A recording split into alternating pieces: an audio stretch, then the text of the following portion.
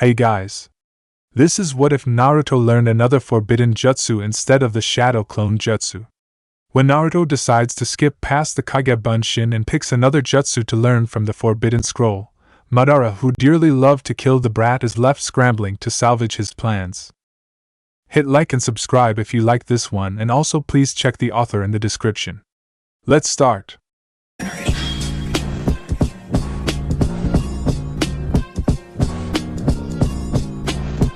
Chapter 1. Naruto groaned when he realized that the first item in the scroll that Mizuki told him he needed to learn a jutsu from in order to graduate was a Bunshin technique, which meant that he'd never get it down. Not in a million years. Sighing, he turned to the next item in the scroll, which seemed to be a complicated flowchart diagram of some sort that he couldn't make heads or tails of either way. Growling, he unfurled the scroll even further. Yet another jutsu he couldn't make heads or tails of that was accompanied by a number of gruesome illustrations. He kept unfurling the scroll until he'd reached the next to last item on it. At first he couldn't make heads or tails of what he was looking at. Then, he realized that if he kinda squinted and looked at the picture sideways, he could sorta understand it. The smaller picture next to the list of hand seals seemed incomplete somehow, as if something were missing. The complicated scribbles someone had added to the margins didn't help all that much though. As he was figuring out exactly what the technique appeared to be missing, Iruka turned up looking none too happy to see him there. Not noticing that the scroll had completely unfurled while he was reading, or even spotting what came after the jutsu he was looking at, Naruto looked up from the scroll he'd been studying as intently as he could in spite of his less than stellar reading skills. "Ah man, you found me already?" Naruto said, pouting since he wasn't sure he'd actually learned anything from the scroll. "I haven't gotten everything ready yet." "Ready for what?" Iruka asked. "If you hand me some paper and some sealing ink, I'll show you," Naruto replied. "What do you need these for?" Iruka asked as he handed over said items which he'd had on his person because he'd been studying how to make storage seals and had carried the supplies in his vest in order to use in his free time. He honestly didn't know what possessed him to hand them over, considering the seal he'd seen on display and the words surrounding it when he'd found his student. The seal that looked far older than it should have been, and was written in the Shodai Hokage's handwriting. Perhaps it was because he'd wanted to bring Naruto in without a fight, and distracting the boy would be the best way to do so. Naruto had not shown any aptitude for the more academic areas of the ninja arts, so he'd most likely figured that the boy wouldn't get whatever he was planning right first try, and the worst that would happen would be some sealing ink would be wasted while he bound the distracted boy and turned him in. Perhaps it had been out of a morbid sense of curiosity over what would happen if Naruto actually managed to do something with the seal. Either way, Iruka would find himself wondering about the reason he'd done something so stupid as handing Naruto sealing supplies for years to come. "Mizuki said that if I can learn one technique in this scroll I can graduate," Naruto exclaimed as he opened the bottle of the sealing ink that Iruka had handed him. "I figure that if I can find a squirrel or something, I can show you what I learned." "What did you learn?" Iruka asked, somewhat fearfully looking at the scroll which was still rolled entirely open, displaying a very familiar seal and beginning to regret handing Naruto that sealing ink. "Dunno what it's called," Naruto said as he prepared the slip of paper. While Naruto's reading skills were nearly non-existent, and his handwriting was barely legible, one area that he surprisingly wasn't lacking in was drawing. That, and he was quite capable of copying a picture, and, in some cases, improving it if he had it in front of him to look at. Had the art been presented to him in the right way, Naruto would have been quite the forger. "There, now that control seal thing is perfect," Naruto said as he finished drawing on the slip of paper that Iruka had handed him with little to no idea of what he'd just created, only knowing that it looked right. Mizuki, who'd seen the scroll be unfurled to the point where the seal that had been used to place the Kyuubi inside its vessel was revealed and had been warily waiting for Naruto to break the seal, decided it was safe enough to come out of hiding at that point, since the Kyuubi had quite spectacularly failed to escape as he feared it would. While Iruka was examining the seal that Naruto had made, unable to make heads or tails of it because it was so far beyond his level of understanding it wasn't even funny, Mizuki made his attack. After Mizuki had revealed to Naruto that he was the vessel for the Kyuubi and there was a chase and a fight and Iruka saved Naruto's life and revealed that he viewed Naruto as a human being, there was a moment where Naruto and Mizuki stood facing off. In one world, Naruto would have pulled out about 1,000 Kage Bunshin and pounded Mizuki into the dirt. In this one, however, "What are you doing?" Mizuki asked as he watched the Uzumaki boy cycle through several hand signs as he said, I was going to bring my pet frog back first, but..." The last thing the arrogant Mizuki, who wanted to show Naruto the true meaning of despair when whatever jutsu the boy was attempting inevitably failed to defeat him, heard was Edo Tensei. Normally, considering the requirements for the jutsu in question, this would have had about as much effect as yelling Fairy Sparkle Princess attack.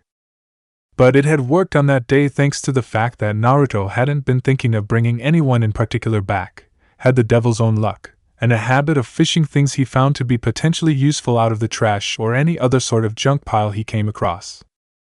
The junk pile that Naruto had fished through on the way home from his failed academy graduation exam had been created by a woman who had been clearing out her deceased grandmother's home. The woman, who had no idea of the value of the things her grandmother had allowed to collect dust, had unwittingly tossed out several priceless treasures that would have had village historians and collectors alike salivating over the possibility of even looking at them in the process of clearing out the house in order to prepare it for sale. When Naruto had seen the lock of hair that was of a certain shade of raven-wing black which shone with blue highlights under certain lighting sticking out of the middle of the trash pile, he had taken it with the intention of cutting it so he had several sections of the correct length, and dividing it even further in order to sell it to Sasuke's fangirls.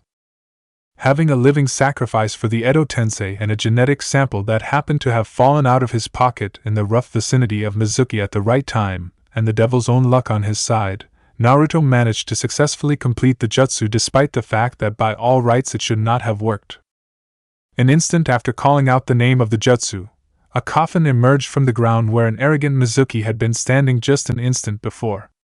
As a somewhat confused Naruto wondered what the hell the coffin was for, the lid to the upright coffin opened and slammed to the ground.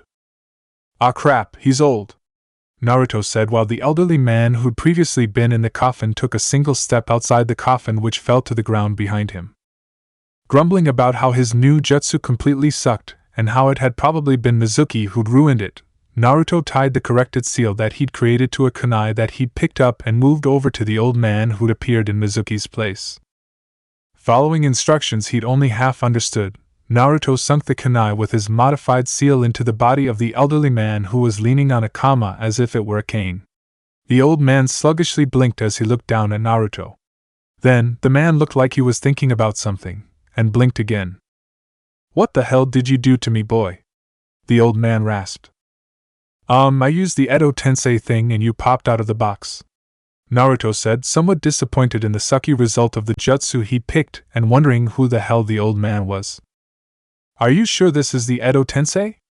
I should have been able to break the contract seal if it were," the old man rasped, leaning more heavily on the kama and looking as if he wanted to kill the child in front of him as he asked. Contract seal? You mean that control thing, right? I fixed it," Naruto replied, looking somewhat proud of himself for having completed one of the jutsu from the scroll even if Mizuki had kinda ruined it. "After you release me, you'd better pray that I never find you again," the old man snarled. "Huh? Release? How do you do that?" Naruto asked. The old man growled at this, his eyes turning a blazing Sharingan red. Whatever the old man had planned on doing, it didn't work since he was forcibly frozen in place when he'd gotten within 6 inches of Naruto. Naruto wasn't paying attention to any of this, however, since he was more focused on the injured Iruka who was staring at the old man with wide eyes. "Hey Iruka-sensei?" Naruto asked, catching the rather shaken Chunin's attention. "Yes?" the rather ashen man asked. "Even though I can't send him back, do I still pass?" Naruto asked. Chapter 2. In his office, Sarutobi Hiruzen groaned as he buried his face in his hands. Trust Naruto to find and use what was probably the most heinous jutsu in existence without even realizing what he had done wrong. There was a reason his sensei had abandoned research into the Edo Tensei and tried to bury the existence of the jutsu after all. Looking back into his crystal ball, he saw a rather nervous-looking Irika handing his Hitite over to the Uzumaki boy while the elderly man, who was clearly a Uchiha if his eyes were any indication, looked on sourly. Something like this could seriously strain the budding relationship between Naruto and Irika. Had the man thought the boy had known what he'd done, it likely would have destroyed it completely already. He would have to impress upon the child the severity of his actions, and make him promise to never use that jutsu again. As they made their way to Ichiraku Ramen, Irika studied the boy to whom he just handed his Hitite. Despite the fact that the boy had spoken of using the technique he just used on Mizuki to return his pet from the dead, he didn't think Naruto entirely understood what he'd just done. Thanks to the fact that Naruto had been rejected by society for his entire life, he'd had to learn social norms by looking in from the outside. Considering this, he shouldn't have been surprised to discover that Naruto's sense of right and wrong was completely skewed, since he hadn't had someone around to teach him right from wrong and had therefore had to learn what few morals he'd had from television, books, and whatever went on in that strange little head of his. Apparently, what Naruto had watched and read during his childhood had never dealt with bringing the dead back, and why doing such things was morally questionable at the very least. It looked that this was yet another of the things he would have to teach the boy if he wanted him to be able to function in society. The old man that Naruto had summoned from the grave unsettled him greatly, and not only because his friend of many years who had turned traitor had been used as the sacrifice that had returned him right before his very eyes. There was something disturbingly familiar about the ancient Uchiha who'd raised his hand and his weapon to attack the Uzumaki child who'd summoned him any number of times only to discover that he was unable to do so. That, and the man's muttering about what he wanted to do to the village, sent shivers up and down his spine. Trying to paste on a smile for his student whom he was treating, he took a seat at the counter of Tuchi's stand, which was just opening for the day, in order to catch the early bird crowd and the late crowd that was on their way home. Naruto took a seat beside him, and the old man that Naruto brought back from the dead stood nearby, apparently as far away as he could get from the boy who'd summoned him, considering the fact that he didn't go any further. "Aren't you hungry?" Naruto asked around a mouthful of noodles as he was scarfing down on his first bowl. "No, I'm fine," he replied, not feeling all that hungry, what with the events from the night before and all those injuries he'd gotten in the fight with Mizuki, including that gash in his back that he'd mostly gotten healed using a jutsu he'd learned back during his genin days. "Aren't you hungry?" Naruto asked the ancient man he'd summoned after he'd finished inhaling his ramen. "No," the old man who was leaning on his kama said. "And besides, I don't care for ramen." "Don't care for ramen?" Naruto exclaimed, sounding stunned. "Why not? Ramen's the food of the gods." "Inurizushi is the food of the gods," the old man snapped at Naruto. Grumbling about his obviously defective jutsu, Naruto turned back to Tuchi and ordered another bowl of ramen. "Who's that Naruto?" Tuchi asked as he handed Naruto his second bowl of the day. "Dunno," Naruto replied as he dug into his noodles. "He's just some old man I summoned from the afterlife with the jutsu I found in the Forbidden Scroll." Both Tuchi and Ayam looked appropriately horrified by this revelation. "For your information, brat," the old man spat, "I happen to be Uchiha Madara." "Really? So you're like that Sasuke jerk's granddad or something? He'll be happy to see you," Naruto, who'd apparently slept through one too many history classes, said. "Why did you bring Madara back from the dead?" Tuchi asked, almost looking as if he'd close up shop if Naruto asked for another bowl of ramen. He understood why, considering how immoral Naruto's actions would have been under normal circumstances, and how immoral they'd still been under the ones in which the man had been summoned. That, and summoning the first ninja to betray Konoha back from the dead, was a rather stupid thing to do, especially considering what Madara had done at the Valley of the End, and what Naruto was. "I dunno. I wasn't really thinking at the time, other than that the jutsu I learned in the Forbidden Scroll thing was the strongest jutsu I knew, and that Mizuki would hurt Irika-sensei if I didn't stop him," Naruto replied. "I didn't think that I wouldn't have been able to send whoever came over back to where he came from once it was over." "Why can't you send him back?" Ayam asked, apparently excusing Naruto's crime against nature since he'd done it to save someone else if her expression was any indication. "I don't know how," Naruto replied. I kinda know how I got him here, but I don't remember everything from that scroll thing, and Irika-sensei wouldn't let me read it again before the ANBU guys came to pick it up. They tried to take the old dude with them as well, but he just turned up back where me and Irika-sensei were a minute later. Oh dear, Tucci said. Oh dear.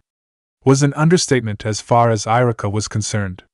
After the ANBU had examined him and saw that he'd mostly taken care of his injuries, they'd handed him some bandages for what was left of the wound on his back and the numerous smaller injuries he had, and turned him and Naruto loose before they carried off the scroll and the old man, who hadn't struggled since he'd apparently wanted to be away from Naruto, and in the clutches of someone who might be able to send him back to the afterlife. Before they'd even reached the outskirts of the village, the old man was back, and not happy to be so if the manner in which he destroyed a sizable number of trees was any indication. Naruto was apparently stuck with the old man, who was apparently the first shinobi to betray Konoha. Whether the boy deserved it or not remained to be seen, however. As Madara watched the blonde Uzumaki, who was dressed in threadbare white pajamas and a cap that looked like it was eating its head, crawl into bed an hour after they'd left Ichiraku Ramen, he longed to strangle the child. This was most definitely not how he'd wanted to be brought back from the dead. It was too soon for one. Oh, right, do you want the bed? The Uzumaki boy said, crawling out of the bed he'd been climbing into. Why would I want your bed? He asked the whisker-cheeked child, whose face was naggingly familiar for some reason, and not just because he possessed the standard Uzumaki features minus the signature red hair. To sleep on, the Uzumaki boy mumbled. Seeing as you're a guest and all. He paused and stared at the boy for a minute. Normally, if some brat had summoned him with the Edo Tensei, they would be demanding that he do their bidding. The Uzumaki boy, however, had offered him food and his own bed to sleep in. I don't sleep, he said, guessing that that was likely true, considering the fact that he didn't feel the least bit tired. He felt old and run down, but he didn't feel tired, nor did he feel the aches and pains that had come with old age. That could be considered a bonus, at least. Chapter 3. The first clue that Toby had that he was in deep shit was a memo from the intelligence department informing Yagura, who was nearing the end of his years as Mizukage, that the Kyubi Jinchuriki had learned the Edo Tensei and summoned some old man from the grave. The second clue came a couple days later when a letter from Nagato arrived asking what the hell was going on. He'd nearly had a heart attack when he'd reached the name Uchiha Madara. This was most definitely not supposed to be happening, seeing as Madara wasn't supposed to be back until everything was gathered. War was declared so all of the strongest shinobi in the world could be gathered in one place and eliminated, and the Jibi was nearly ready. Toby knew he had two options at that point: denounce the Madara in Konoha as a fake and hope he understood, or do damage control like crazy. Either way, he'd be stuck covering his ass and hoping and praying that he didn't get anything sharp and pointy stuck in it. While most of the Akatsuki were in it pretty much for the hell of it or for the power they'd receive later when Pain supposedly took control, Kisame was going to be pissed at the very least. Coming to a decision, he turned and left the Mizukage to run on autopilot as he did every time he left for an extended period of time, and headed out to do damage control since he knew which was the more dangerous of the two when it came to Madara and Kisame. And how Madara would likely react if he denounced him as a fake, even if it was to salvage their plan. The reason he'd headed out as quickly as he did without even bothering to make basic preparations for his journey was because he figured it would be best to get it out of the way as fast as possible, since the longer it took him to respond, the guiltier he would look. Hopefully, Kisame would be an understanding individual who'd forgive him his half-truths, seeing as Madara was making the perfect world he told him about, and he was only the tool through which it was being done. Madara sighed as he followed Naruto to the academy. After he'd made the mistake of mentioning that he'd helped found Konoha, the boy wouldn't shut up about the place.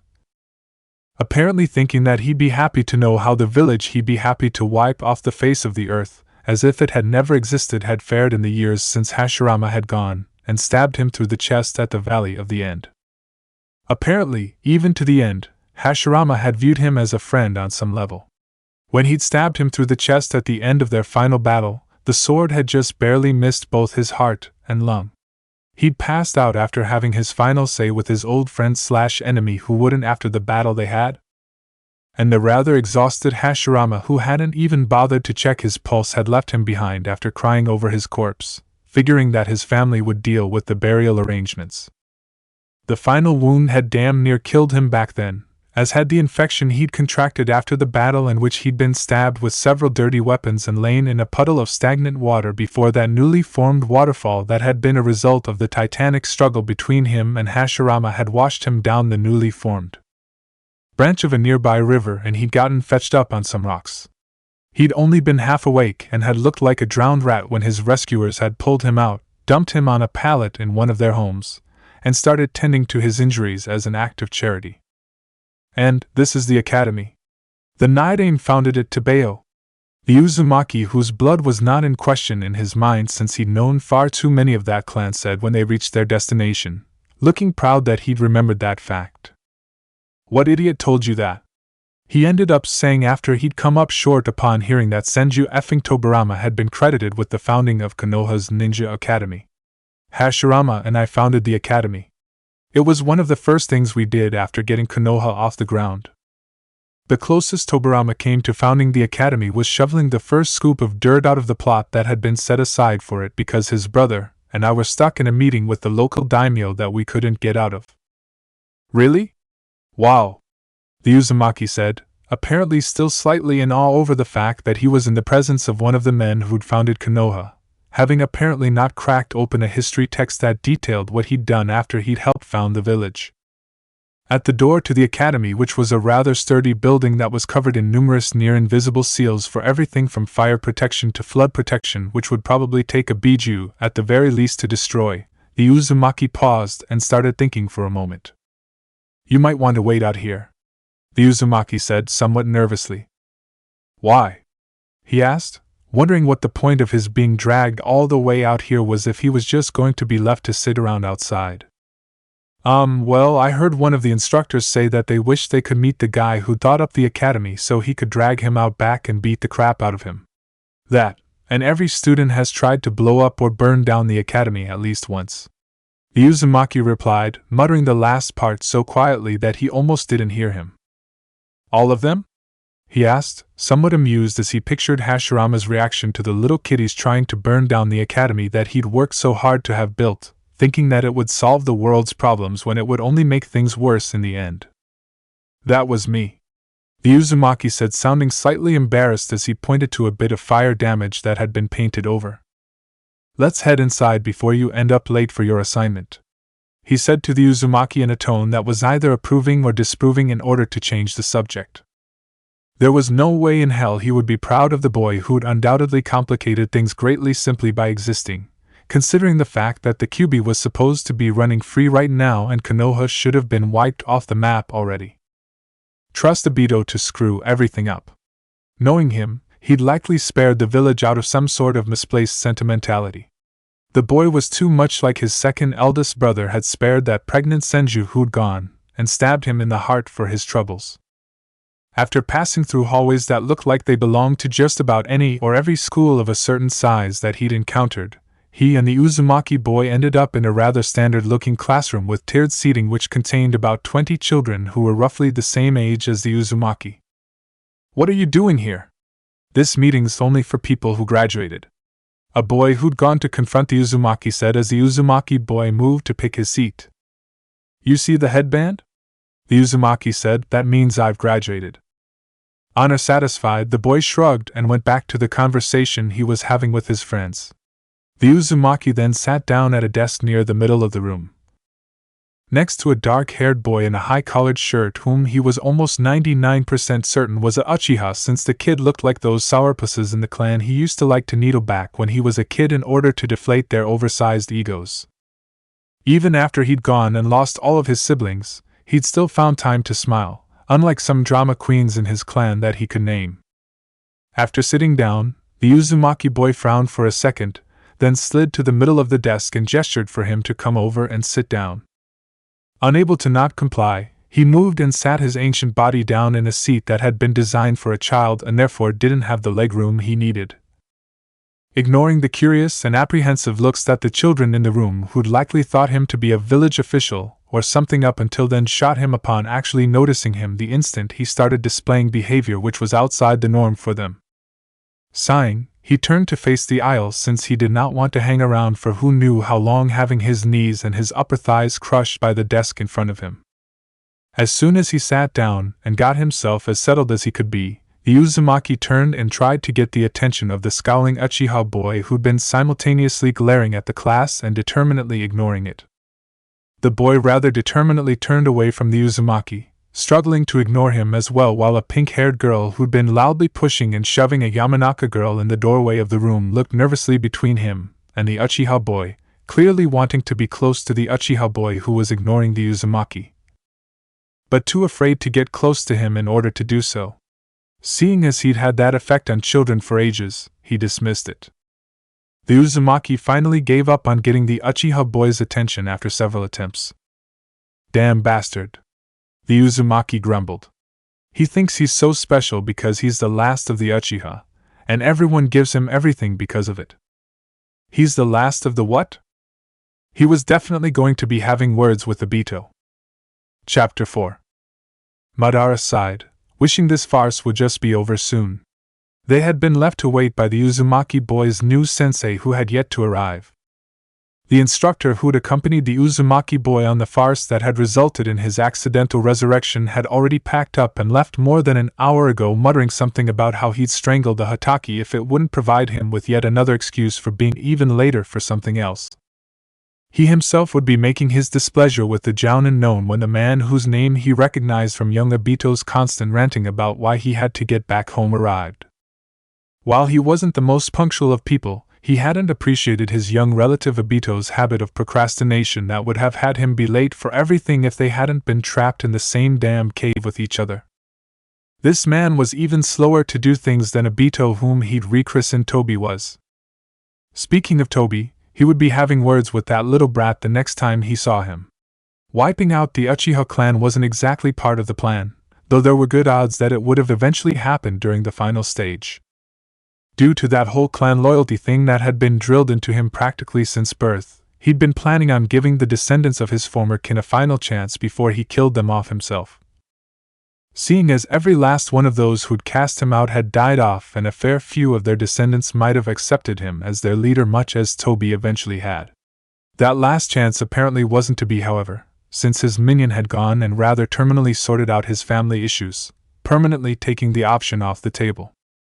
Despite the fact that his clan had turned their backs on him long ago, choosing this broken village which had proven to be the death trap he'd foreseen it would be over true peace, he was surprised to find that learning of the death of his clan actually stung. So much so, in fact, that he'd barely noticed his surroundings until he had been the only one in the room.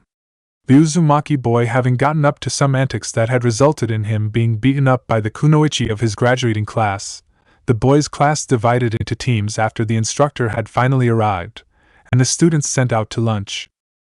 On the surface, this academy which the brat who'd summoned him would eventually be departing from in the company of a Jounin who would have been a smear on the wall were he younger, and feeling more up to it, was everything he and Hashirama had dreamed of when they were children. Look beneath the surface, however, and you'd see that this place was fatally flawed and broken just as the village as a whole was.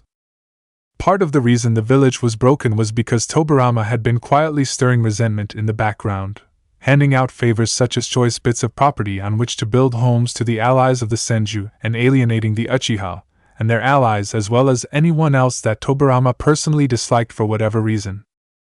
Another part was that Hashirama could only see the first cessation of fighting in his lifetime and refused to correct course or rein his beloved brother in until it was too late and the damage had been done. That, and the fact that with the new village system, it would now be the ninja themselves who would be seeking to expand their territory rather than the countries that had previously sponsored them and garnered resentment from the ninja who depended on them to survive because they were forced to fight in conflicts in which they personally had no stake. With something personal at stake, the resulting wars could only be and were that much worse. The longish periods of peace between each of the shinobi world wars were only rebuilding periods during which the villages got their numbers back up for yet another conflict in which all of the smaller countries that were trapped between the larger ones. became collateral damage. He'd seen what was coming long ago, knew that things would be eventually coming to a head, but everyone had been too busy enjoying the calm before the storm to listen to him. Even his own clan, who'd very easily put the conflict aside and cast aside their resentment because back then, it had only been business after all. Very deadly business that had pitted families against each other for generations until all everyone living could remember was war, but business nonetheless. The Uzumaki, who had nearly paid the ultimate price, leaving behind only a few scattered descendants like his summoner who was currently putting an eraser in the jamb of the sliding door that led into the room, had been only one of dozens upon dozens of casualties of this flawed system. Great works of sealing the likes of which the world had never seen before and would never see again were now lost to the ages. The Hataki, who'd never been particularly numerous and were now whittled down to the silver-haired brat who had just come in that was strangely reminding him of Tobirama and getting his dander up as a result, were another casualty. As he followed the Uzumaki boy and his little teammates to the roof, he felt a faint spark of the old fire that made him want to go all out against the Hataki brat. And that was all, just a spark. The fire had been long since banked by age, and he just couldn't, not to sound crude, but for a lack of a better term, he just couldn't get it up anymore. He wasn't particularly bloodthirsty off the battlefield, and despite the reputation he'd earned in his youth, he didn't kill when it wasn't necessary, but on the battlefield, the rush was incomparable. That knowledge that you were teetering on that knife's edge between life and death, and that feeling that you were invincible as you slaughtered score after score of the enemy. The even greater rush as you faced someone who might actually be a threat, someone who had even the slightest chance of killing you. The greatest fun of all, going up against Hashirama, who was always just a hair better than he was no matter how many times he thought that he'd finally equaled or surpassed him. There was nothing like it, and it always went to his head. That fire was gone now, which was just as well considering the come down afterwards. While the battlefield high may be the best kind of high he'd ever had, the crash afterwards. And so you see, while I may have fudged one or two minor, stating that I was Uchiha Madara who was using an immortality jutsu that involved possessing a descendant of mine was a flat-out lie. But since we're all working for Madara to create a world without lies and all that, I didn't really. Obito said, attempting to placate one of the most valuable members of the Akatsuki. He'd gotten here as quickly as he could, Kamui being good for that sort of thing. It wasn't fast enough, however, as information had already gotten to Kisame via Itachi, who kept his finger on the pulse of current events in Konoha and was never more than 2 days behind when it came to knowing about important events despite his distance from the village. He was in hot water with Kisame, who'd known of his treachery for several days now, but in a toss-up between being in deep shit with Kisame and being in it with Madara as he would be should he denounce him as a fraud in order to salvage things, he'd choose Kisame any day of the week. Though, he really didn't want to be in it with either of them despite the fact that it was inevitable that he'd be in trouble either way.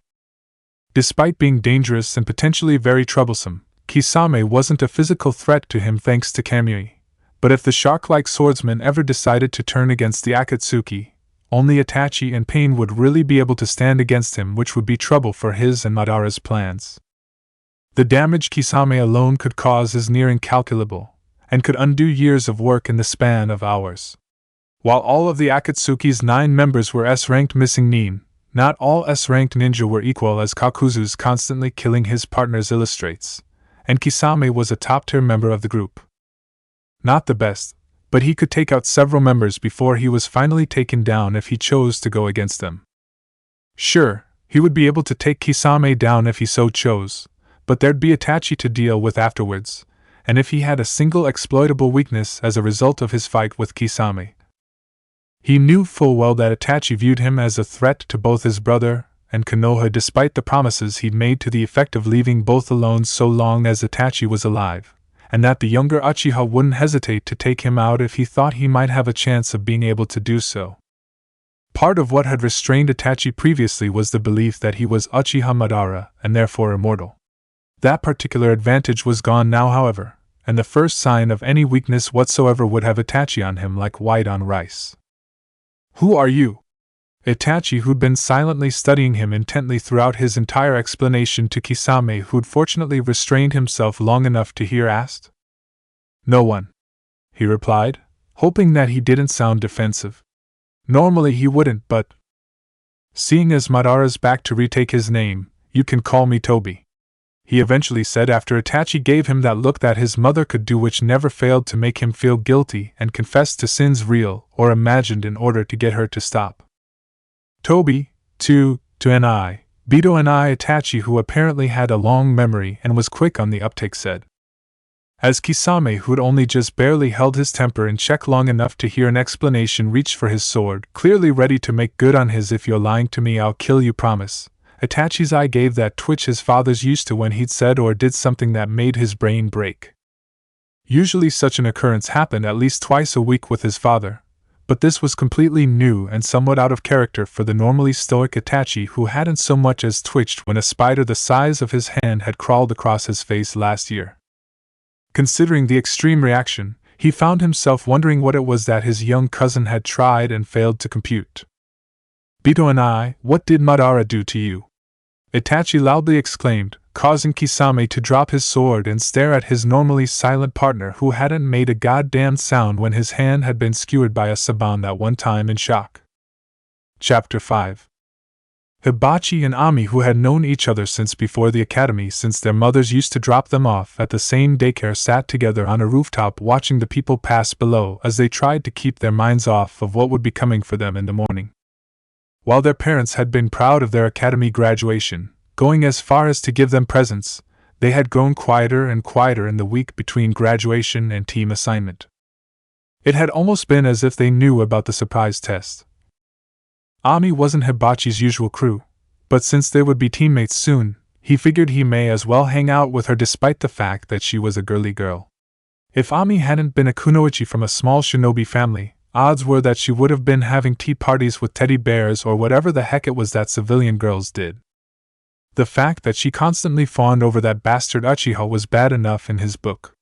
Fortunately, he knew her and could stand her in small doses, so that was a plus. What's with that? Ami exclaimed, pulling him out of his musings on tomorrow's exam. The girl was pointing to the old man who was trailing after the dead last. He had absolutely no idea who the old man was or even why he'd be following Naruto of all people. When he'd first caught sight of him back at the academy, he'd thought that the man was one of the village elders who was doing a tour of the academy for whatever reason, probably because of the expensive new windows that had drawn complaints from his own grandfather. Mainly as the windows had had to be put in because Naruto had happened to the old ones. That theory had been blown out of the water, however, when the old man had sat down next to Naruto. There had been some chatter amongst the adults over the past week that had something to do with Naruto and an old man, but like most kids he hadn't really paid any attention, having gotten used to tuning his parents out when they started talking about the Uzumaki.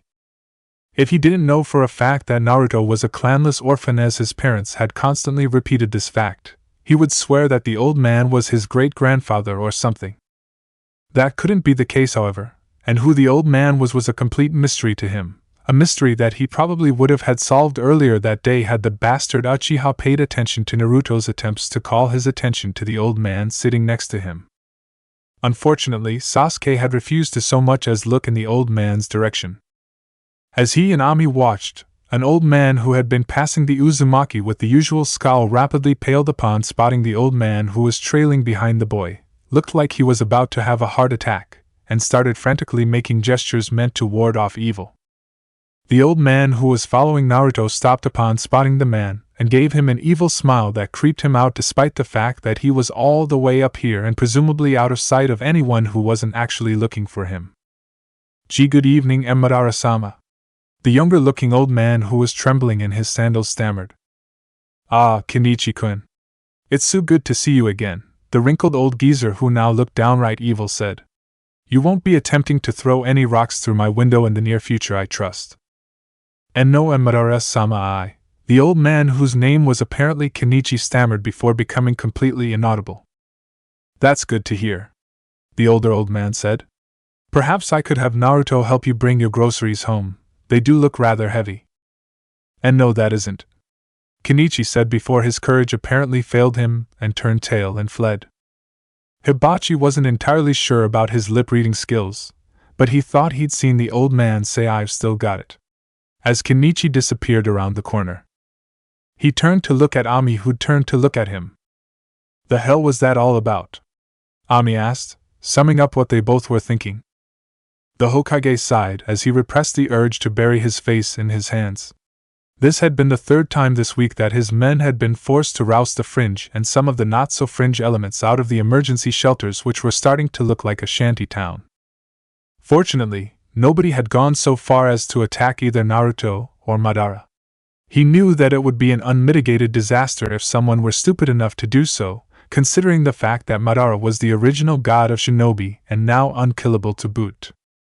Word of Madara's revival had passed through the shinobi ranks like wildfire, but fortunately he'd caught things in time before the civilians could be let into the loop and panic, as about 150 shinobi who were convinced that it was the apocalypse had done.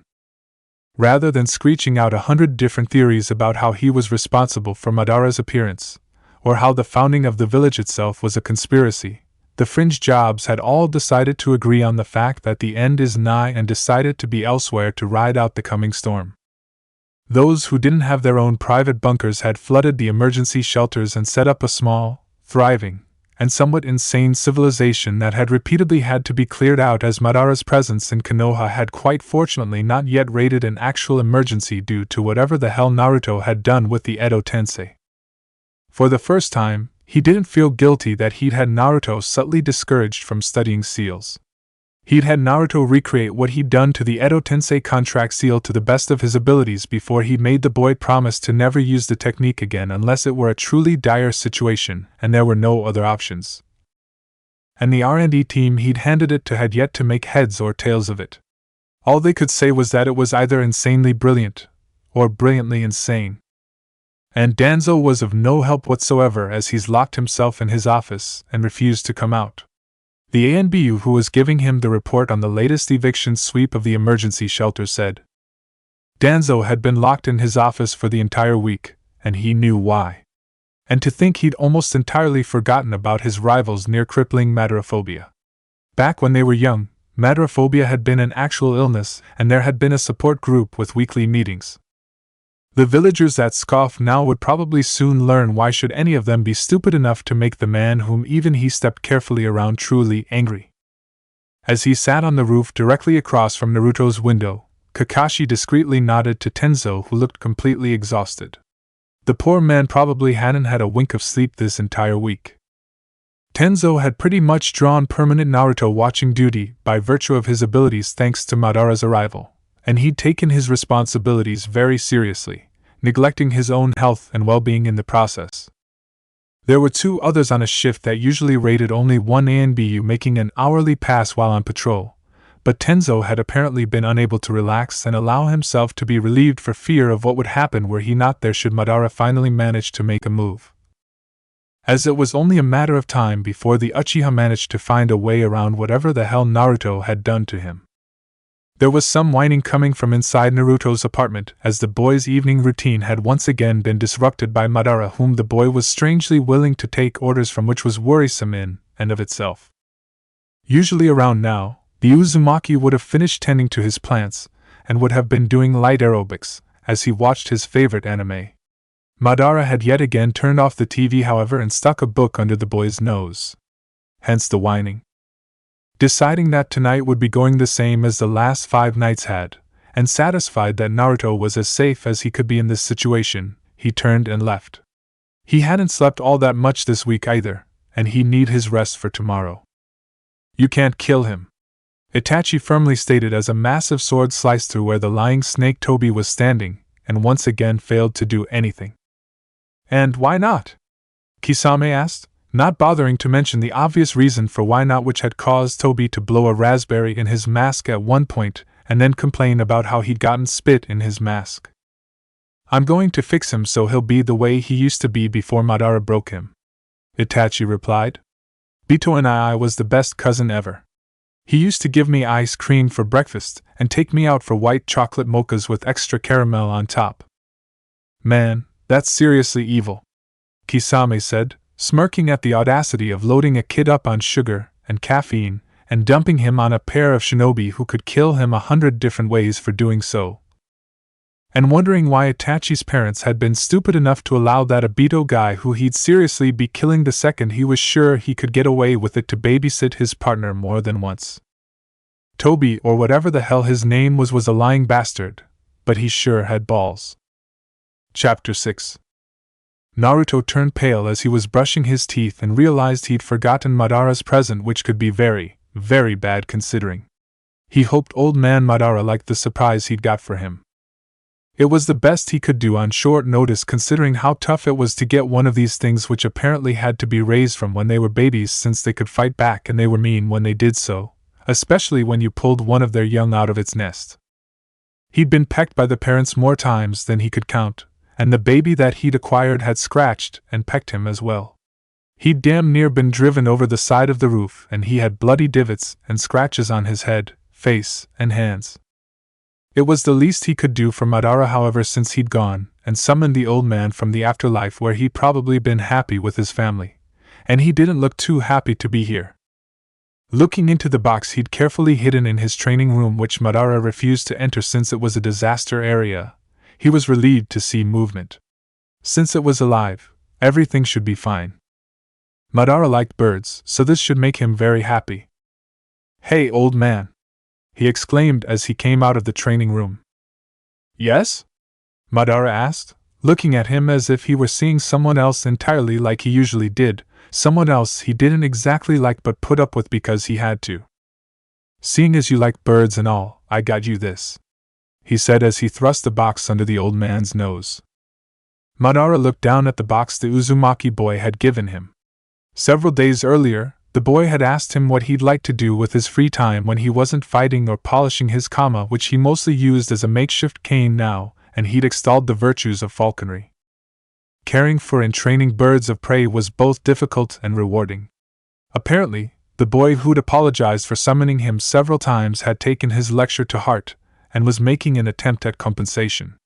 The box was rather small, which left him wondering what sort of bird he'd be raising.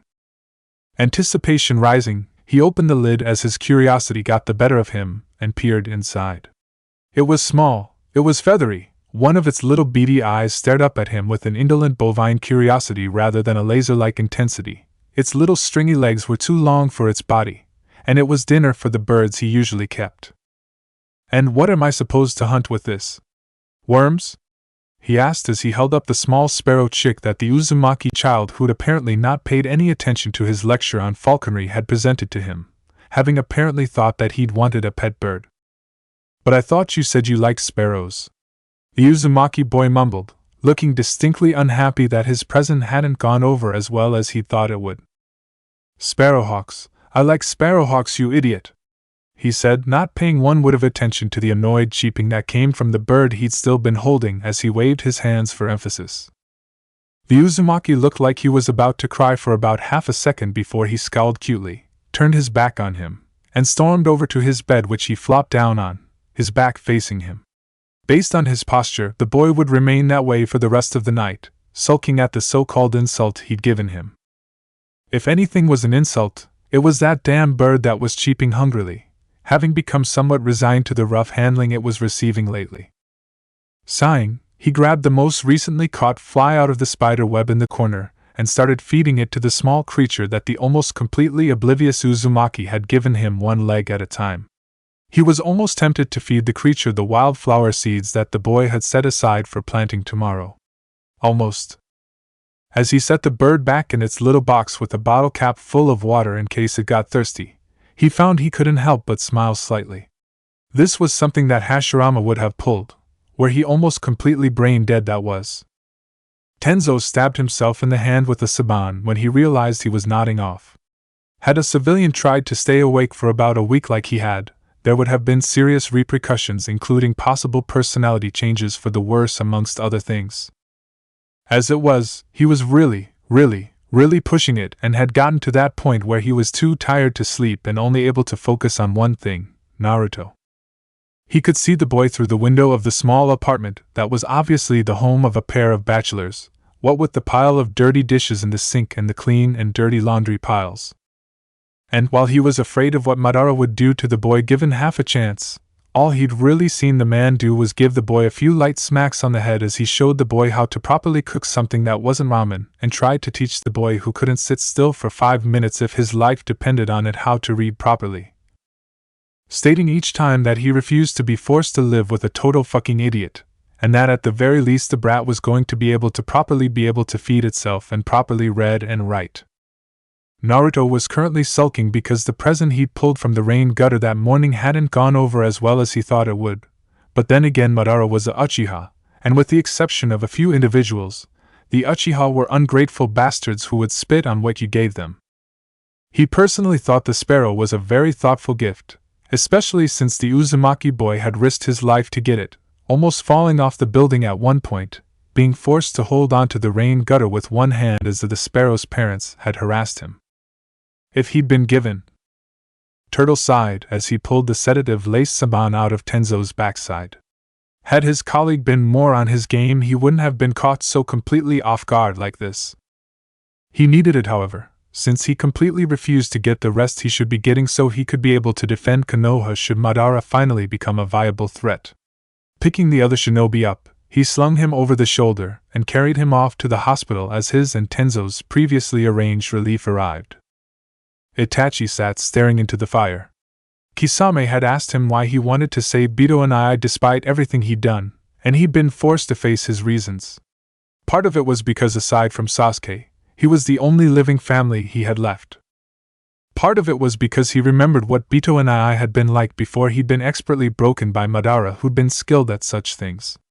Part of it was because of Shursui, who, due to the late age at which his father Kagami had had him, was younger than his nephew.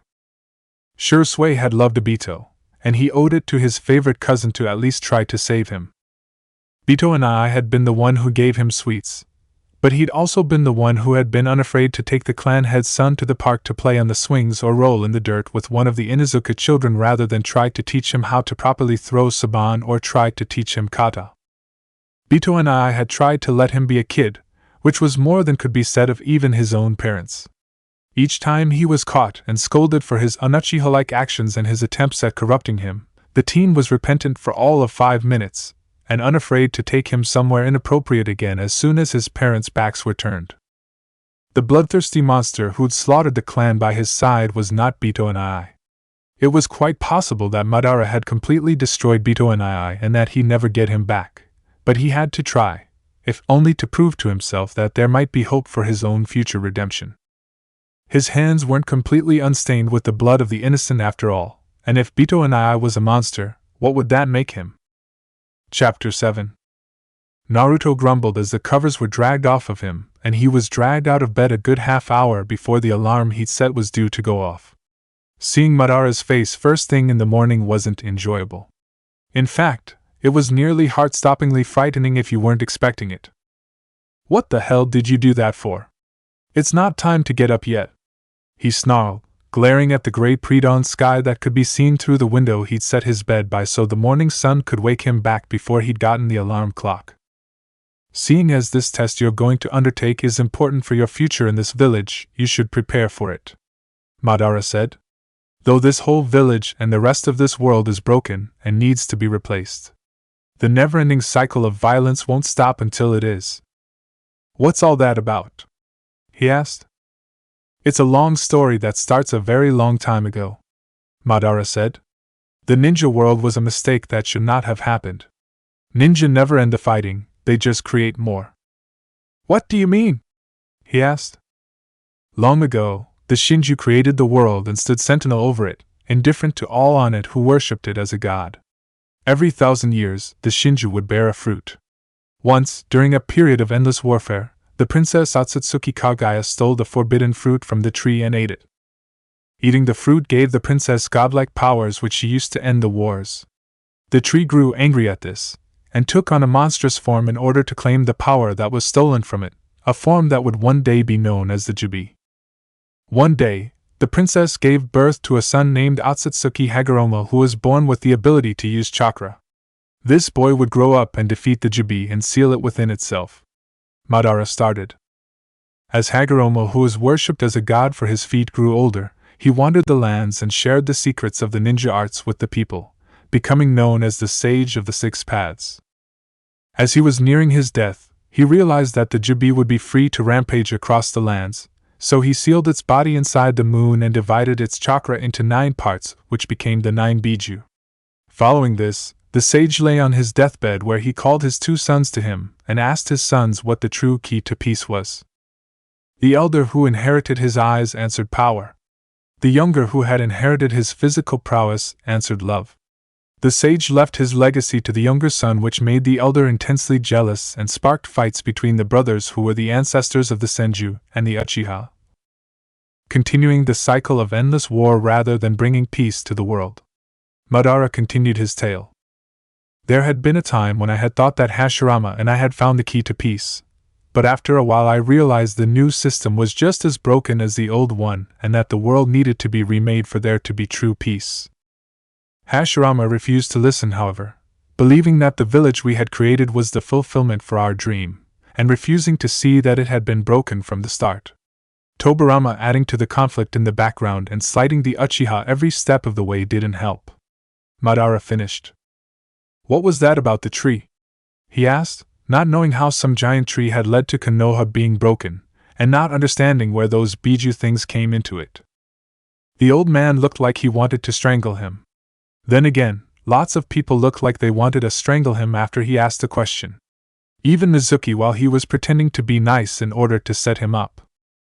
Just get out of my sight," the old man said, shaking his head. "I swear, he's worse than Toby."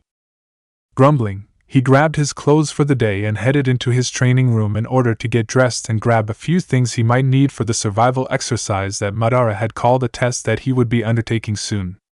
Not having breakfast wasn't going to be much of a challenge, seeing as he needed to do some grocery shopping later. His milk was off, so were his eggs, and he was out of cereal, meaning all he had was instant ramen. A cheeping sound coming from the main room indicated that Madara's bird was awake. "Here you go, you little worm sucker," Madara grumbled from the other side of the training room door.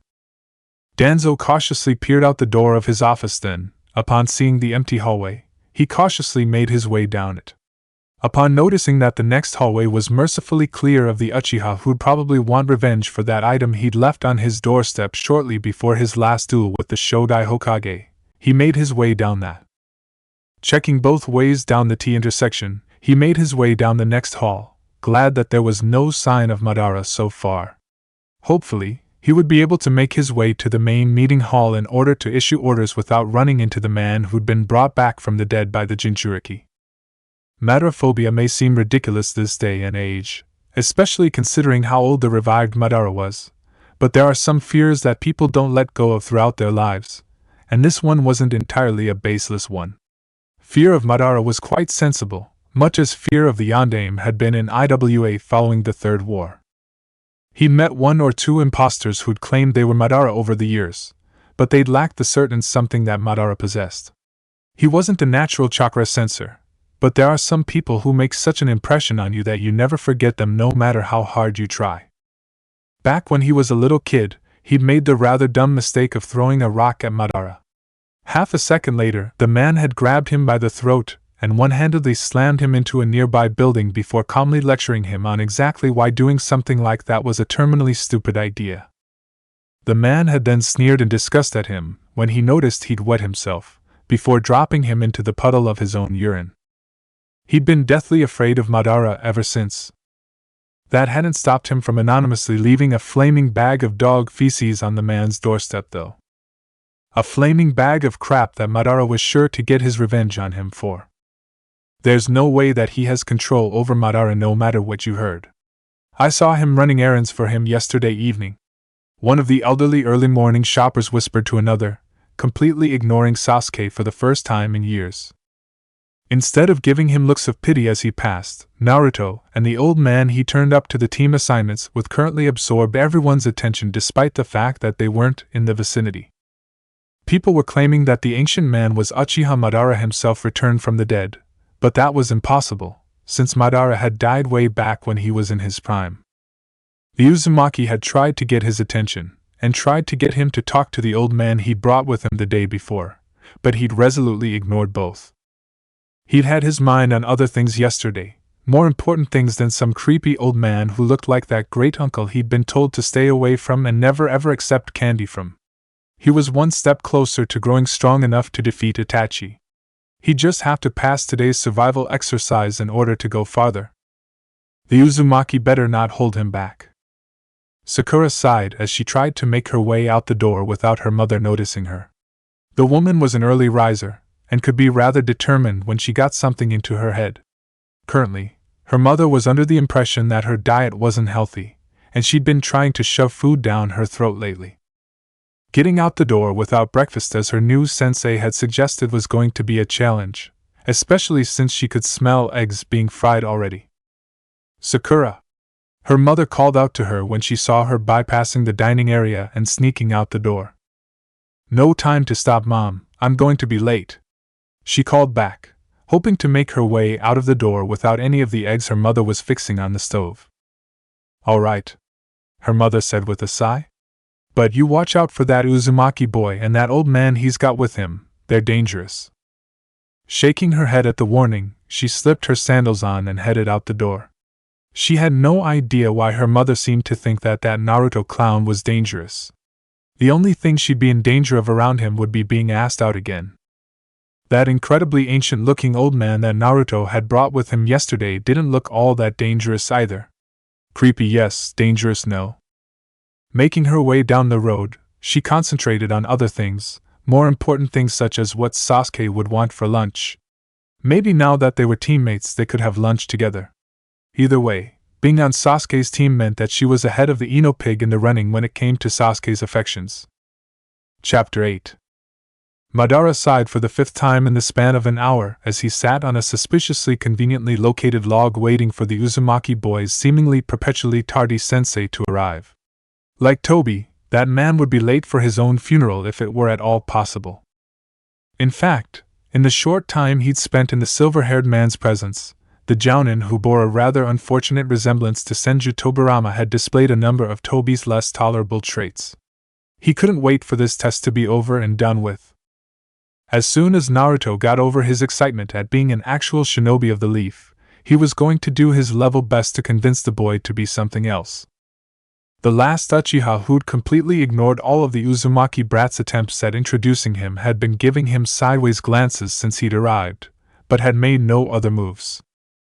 The pink-haired fangirl was giving him looks of horror and disgust every time she glanced in his direction, apparently unable to believe that anyone could grow as old as he had before he'd passed. Placing his will into Zetsu in case Toby decided to slack off and return to his former village as he'd been saying he'd wanted to do for months on end before that little girlfriend of his had died. Aside from the odd glances and complaints about how late their sensei was, the wait had been mostly conducted in silence by the newly minted team. On the part of the Uchiha and the Haruno that was. Naruto was sitting on the ground twitching, grumbling, and giving the occasional sleepy yawn. It was blatantly obvious that the boy was bored and running out of patience. Aside from the lack of occasional depressive bouts that were fueled by a lack of self-confidence, the person that Naruto reminded him most of was a young Hashirama, and he knew full well how to deal with Hashirama. Set a challenge in front of that idiot Senju, and he'd move heaven and earth in order to complete it. Even if it was entirely impossible. "Naruto, why don't you set up an ambush in order to impress your new sensei when he arrives?" he said, tired of watching the boy twitch hyperactively. "How do I do that?" the Uzumaki boy asked stupidly, causing the Uchiha boy to scoff and the Haruno girl to stare at the boy in incredulity. Gritting his teeth, he tried to think of a way to explain in simple terms the boy would understand and relate to. He'd learned the hard way that was the only way to get through to the boy a while back when he'd been dealing with a similar situation with a Bito who had been almost as dim as the Uzumaki. "It's like setting up a prank," he said, having heard about the boy's previous antics as he passed through the village. He was nowhere near as oblivious as the boy, and the whispers that surrounded them weren't nearly as guarded as those conversing thought they were. "But pranks are childish, and I swore I wouldn't pull any now that I'm a ninja," the Uzumaki exclaimed, apparently having forgotten the eraser from the day before. "I said it's like setting up a prank, not actually setting up a prank," he snapped, once again losing patience with the boy and dearly wishing he could strangle the brat. Instead of putting up string and paint bombs or whatever it is you do when you're pranking some idiot who clearly deserves it for actually having fallen for it, you put up ninja wire and explosive tags and set traps in order to lead your target into a predetermined attack point. Oh, the Uzumaki said before blinking in that manner that indicated that his brain had somehow connected points A and Z without visiting any stops in between, and come up with something that was either insanely brilliant or brilliantly insane, as Uzumaki were wont to do. With that, the Uzumaki was pulling supplies out of the concealed and expanded pockets in his coat, which had obviously been a gift from a master of the sealing arts, seeing as he highly doubted that the Uzumaki had done it himself, considering the fact that the boy could barely read or write. After several minutes of work on the assigned training ground and a nearby copse of trees that had set the Uchiha to rolling his eyes and the Haruno girl to whining about how they were going to get into trouble because he shouldn't be doing that, Naruto returned looking slightly embarrassed. I don't have any explosive tags, the Uzumaki said slightly sheepishly, apparently having started on whatever plan was in his head without stopping to consider that particular hitch in the proceedings. Sighing, because this was something every Uzumaki or any other ninja for that matter should know how to do, he pulled out the sealing supplies he'd managed to surreptitiously acquire while Naruto had been purchasing supplies earlier in the week and quickly knocked out a basic explosive tag with a 10-second timer. Here's how you make an explosive tag, he said as he handed the slip of paper to the brat, who examined it intently, his eyes seemingly lighting up with understanding. The boy picked up another slip of paper, poured far too much chakra into the ink to be safe, and started drawing. What the boy was drawing bore only a slight resemblance to an explosive tag. What are you doing? He asked as the boy wasted ink. Drawing the picture in my head, the Uzumaki brat replied as he added some finishing strokes to his drawing, which set off a number of alarm bells in his mind. He grabbed the explosive tag out of Naruto's hands and examined it. Everything he knew about sealing and explosive tags in particular was telling him to be afraid, be very afraid. Had they been alive, the Uzumaki clan would have kept that kid away from the sealing supplies long ago, if only for the preservation of their clan, if not for the preservation of the species as a whole. That's very. I think you only need one of those, and you should set it outside the village gates just to be safe. I'll be making any other explosive tags you might need in the future, he said as he moved to the furthest point he could be from the boy. While he wouldn't mind seeing Konoha blown off the map most of the time, he'd rather not be in the epicenter of an explosion that he hadn't caused and prepared for, and he wanted at least some of the villagers around to see what the world became after his Moon's Eye plan was complete. He wouldn't be forgetting that design anytime soon. As the Hokage sat in his office, he had his scrying crystal tuned to a certain training ground so he could see how Kakashi dealt with the team that could be more adequately labeled guilt, and even more guilt which he'd given the man partially in retaliation for failing every single team he'd been given, including a couple of promising ones. Since Kakashi was being his usual tardy self dialed up to 11, he was currently only giving the crystal the occasional glance as he dealt with the massive pile of paperwork that had collected on his desk while he was asleep. Because he was doing so, he was naturally surprised when he looked back to see Naruto and his charge gone. Half afraid that Naruto had lost patience and had decided to skip the final Genin test altogether, he set the crystal to the boy's location, finding him at the village gates explaining something to the usual guards while Madara, who was 10 feet away, made a number of frantic hand gestures behind him. His pre-founding Uchiha was a bit rusty, but he could have sworn that the man was signing big, boom. Kotetsu finally caught on and let the pair pass, looking as if he knew he was going to regret it as he did so. The minute the barrier seal had been dropped, and they'd been allowed to pass, Madara picked the Uzumaki boy up and shined the hell out of there. Izumo nervously watched the spot where the Uzumaki and his elderly companion had once been while Kotetsu turned and ran, presumably in the direction of the tower. Moments later, an out-of-breath Kotetsu arrived, confirming his suspicions. Out in the woods surrounding Konoha, one of Iwa's spies who usually visited the village 3 times a year disguised as a merchant trader was mapping out a possible invasion route when a familiar duo appeared. But why here? It's the middle of nowhere.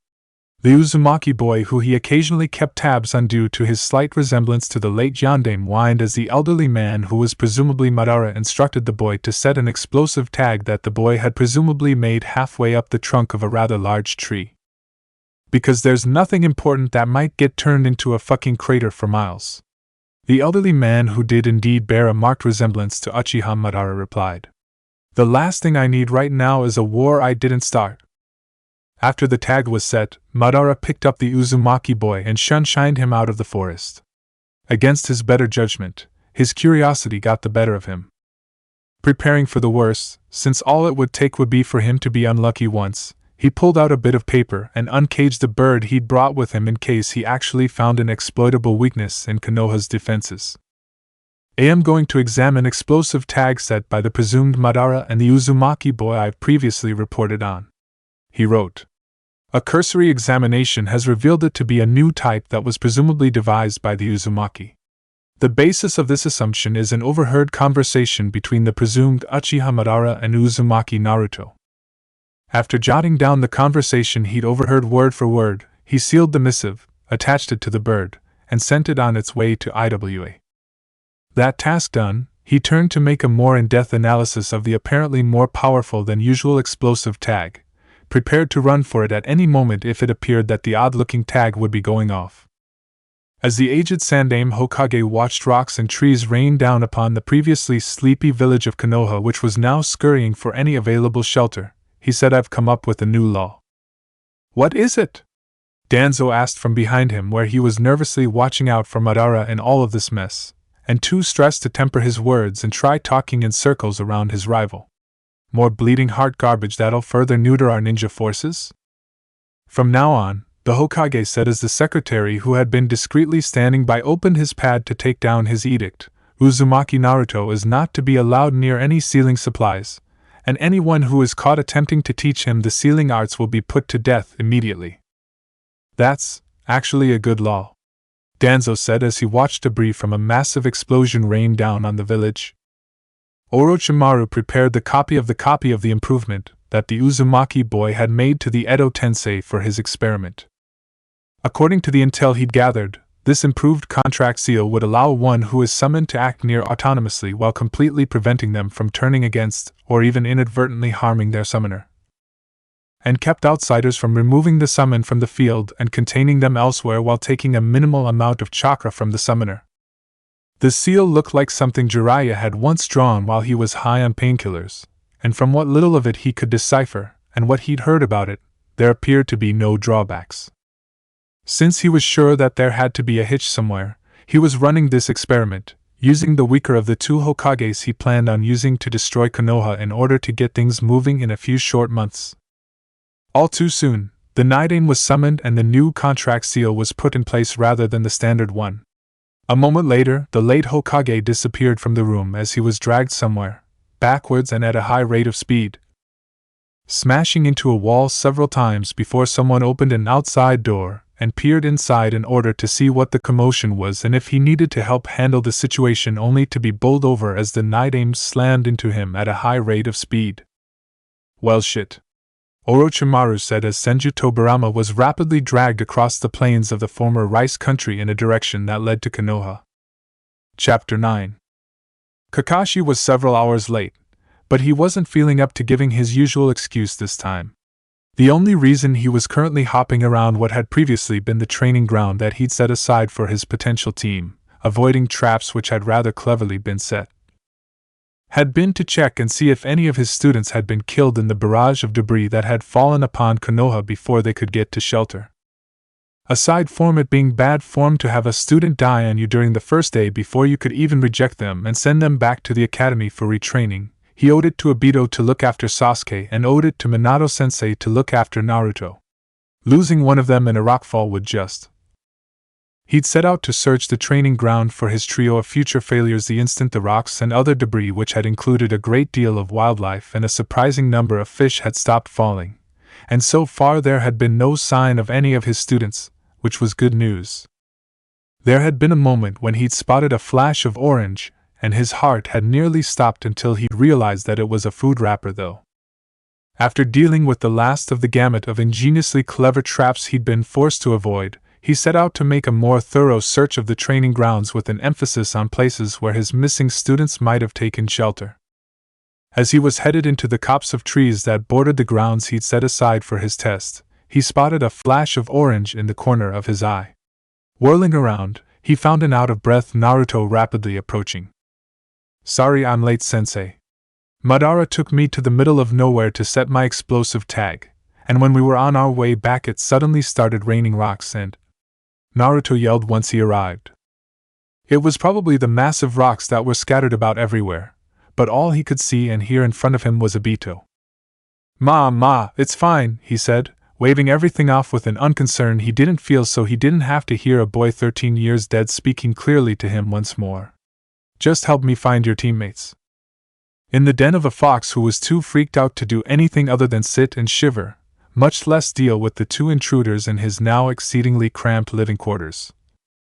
Sakura, who wasn't enjoying her close proximity to the object of her affections, as she should have turned to Sasuke, who she could barely see in the dim light coming from the reasonably well-concealed den entrance. "You don't think Naruto," she started. "No," Sasuke snapped. There was silence for a minute, and then, "It's just, do you remember how that substitute instructor reacted when Naruto started asking questions about that seal he showed the class, and how that old man reacted when he looked at that seal that Naruto made?" "Yes," Sasuke conceded. "But that doesn't mean that it doesn't mean that the dobe blew up a mountain." "He didn't," a voice that Sakura recognized as belonging to her new sensei said. "We're trying to find out what was destroyed, but based on the debris, it looks like it might have been an entire forest." Sakura was still shaking as she managed to squeeze her way out of the fox's den, which only desperation had sent her and Sasuke shooting into earlier. When she made it into the light of day, it was to see a team of ANBU patting Naruto down and removing various items from his pockets. There was another team of armed ANBU standing nearby, looking as if they were expecting trouble from the Uzumaki who had been dead last in every area of study since they had arrived at the academy. "But I didn't do it!" Naruto exclaimed. As an ANBU in a tiger mask removed a hot glue gun from one of the pockets in the inner lining of Naruto's atrocious orange jacket, a rather bedraggled-looking thing that looked battered in every way it could be sped into what had once been a training ground and stopped at Naruto's feet. The instant it stopped, it began to form itself into something that looked very much like the Nidaime Hokage. "I hope the ride has stopped," the man said when he was fully formed. "Because I will kill someone if I'm dragged another inch. Being brought back from the dead was bad enough." "I didn't do that either," Naruto yelled. "You!" the old man who had been following Naruto around for the last week exclaimed, sounding as if the man that looked like the Nidaime was the most hated being in the universe, and that he would gladly be rid of him in the most painful way imaginable. How the man could pack that much emotion into a single word, she didn't know.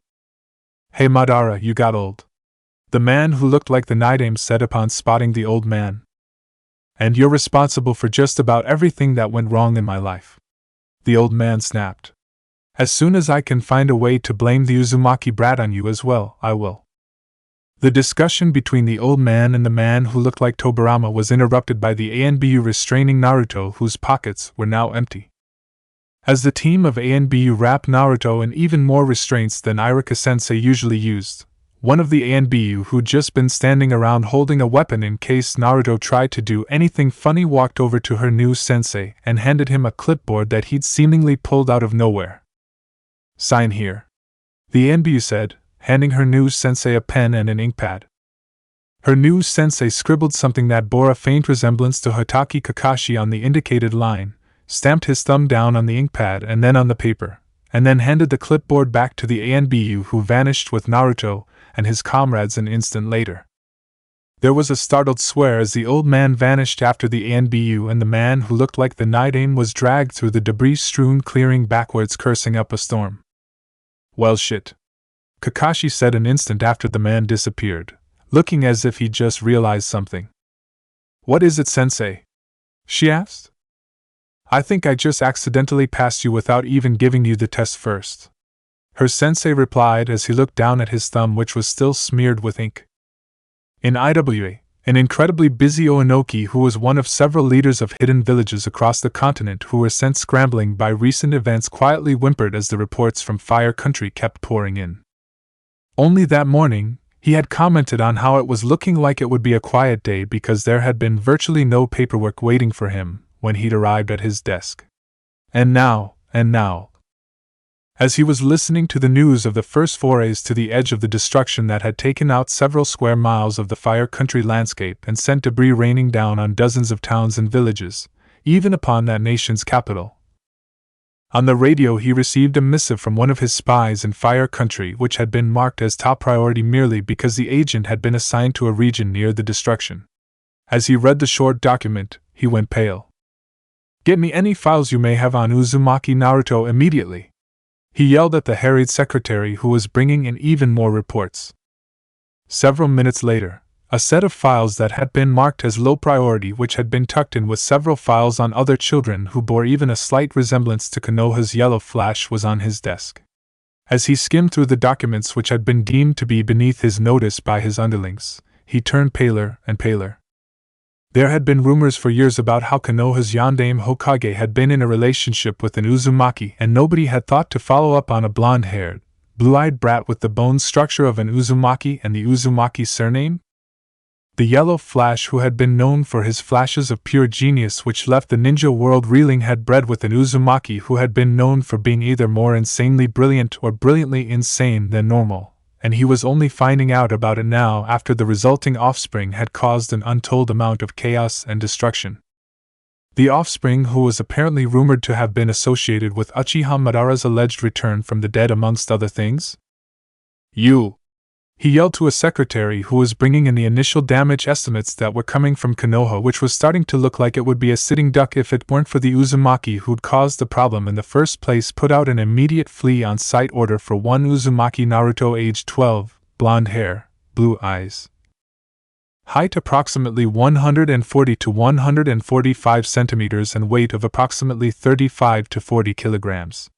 If anyone complains about a flee-on-site order for a newly minted genin who reputedly failed his academy graduation exam more than once, tell them that they can go and visit the crater that'll be named Lake Uzumaki as soon as the newly redirected river finishes filling it in." That night, as one Uzumaki Naruto sat in a cramped cell in Konoha's TNI department trying to make room for his new guest who the interrogators had been forced to separate from Madara, who was currently in the next cell over, one day Dara sat at a table at an inn several countries away whining. This whining had been going on for a good long time and didn't look like it would stop soon, despite the fact that the innkeeper had set the best of everything he had in front of the missing nin in the hopes that he wouldn't decide that the establishment could better serve him by exploding. In the innkeeper's opinion, there had been far too much of that going around lately. "What's your problem?" a man who'd been sitting at the bar watching the brat piss and moan for hours snapped, finally drunk enough to have the courage to do so to the A-ranked missing nin who had been big news for all of a week until today's debacle. "The biggest art show," Deidara moaned. "The biggest art show the world has seen in ages, and not only do I miss it, but it was put on by a total fucking amateur on." Chapter 10. The entire graduating class for this year what? Danzo yelled as he listened to the report his operative had given him. I don't think even half of the senseis had planned on passing them, but with the distraction, the 13-year-old root operative he'd sent out to scoop up any likely-looking candidates who'd been failed because of failures on their teammates' parts said, rather severely understating the chaos and devastation the Uzumaki had caused completely by accident. "What about the distraction?" Danzo asked, wondering if that feeling creeping about in the corners of his mind was a newly developing neurotophobia which was now being listed as an actual disorder. The first support group meeting was scheduled for tomorrow afternoon.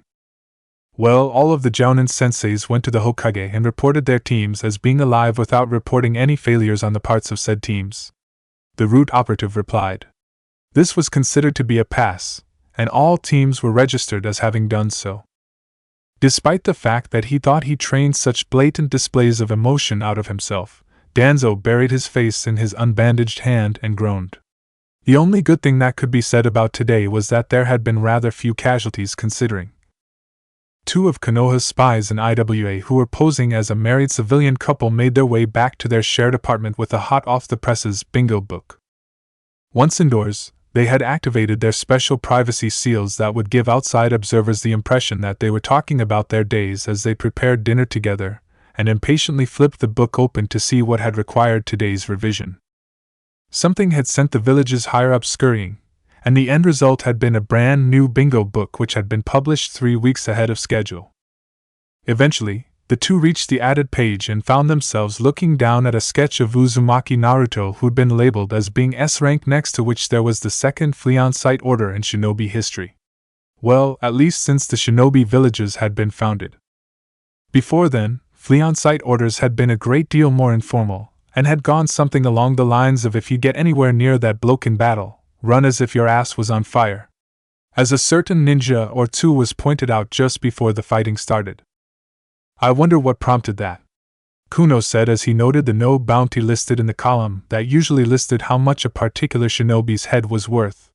That usually happened when a shinobi was considered too dangerous to even approach, much less kill for the money.